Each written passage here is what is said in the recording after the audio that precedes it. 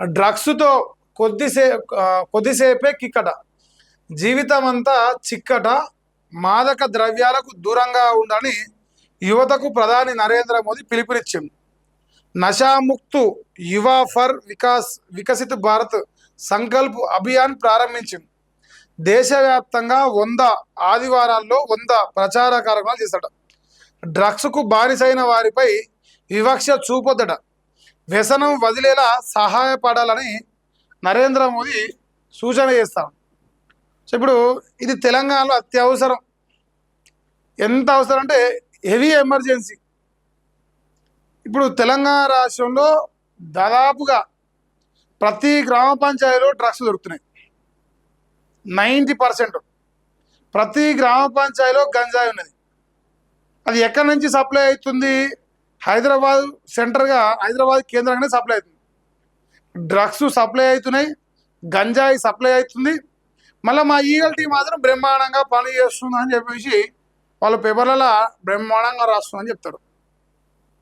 మరి నిజంగా మీ ఈగల్ టీమో ఇంకోటో మీరు గట్టిగా పని చేస్తే నాయన ఈ రాష్ట్రంలో గ్రామ పంచాయతీల 15 సంవత్సరాలు ఉన్నోడు, 14 సంవత్సరాలు ఉన్నోడు, 16 సంవత్సరాల మైనర్లు గంజాయి మత్తులో ఎట్లా పోతా ఉన్నారు, ఎట్లా అవుతున్నారు?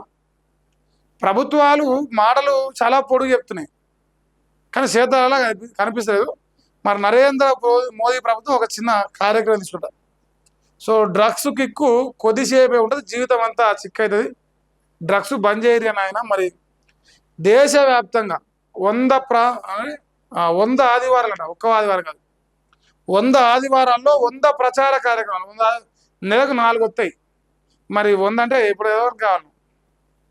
సో దేశవ్యాప్తంగా ఈ ప్రచార కార్యక్రమాలు చేస్తారంట. ఈ వార్తని అందరు రాజకీయాలు ఇది జర పార్టీలకు అతీతంగా, రాజకీయాలకు అతీతంగా అందరం సహకరించాలని, అందరం సహకరించాలని అవసరం నీకు. మత్తు వీడితేనే ఉజ్వల భవిత మీదే అని చెప్పేసి ఇలా రాశారు. ప్రతి ఆదివారం అంట చర్చలు, క్రీడలు, యోగా, చిత్రలేఖన పోటీలు పెడతాడు. ఈ ఆదివారం వస్తే పోరలు ఈ డ్రగ్స్ తీసుకునేందుకు, ఈ గంజాయి తీసుకునేందుకు మేజర్గా వాళ్ళకు వచ్చే అవకాశం సండే. మిగతా రోజుల్లో కాలేజీకో స్కూల్కో పోతారు. ఈ ఆదివారం వస్తే ఖాళీగా ఉంటారు, ఇక ఈ పని ముందర పెట్టుకుంటారు. మరి ఆదివారాల్లో ఈ కార్యక్రమం తీసుకుంటారంటే మంచి పని, చాలా మంచి పని. ఎవరు తీసుకున్నా తప్పేం లేదు. సో ఎవరైనా దీన్ని పాటించే ప్రయత్నం చేయండి ఆయన. ఎందుకంటే డ్రగ్స్ అనేది కుటుంబాలను ఆగం చేస్తుంది కదా. తెలంగాణ రాష్ట్రంలో బయటకు రాలేరు, బజార్కు వచ్చి చెప్పలేడు. ఇప్పుడు నా బిడ్డ గంజాయికి అలవాటు అయ్యాడు, నా బిడ్డ డ్రగ్స్ తీసుకుంటున్నాను చెప్పేసి ఏ తండ్రి పోయి పోలీస్ స్టేషన్ పోగలుగుతాడు? ఏ తండ్రి పోయి ఇలా బజార్లో చెప్పగలుగుతాడు? సో వాళ్ళ ఆవేదన, వాళ్ళ బాధ అర్థం చేసుకొని వీలైనంత వరకు మారే ప్రయత్నం చేయరు.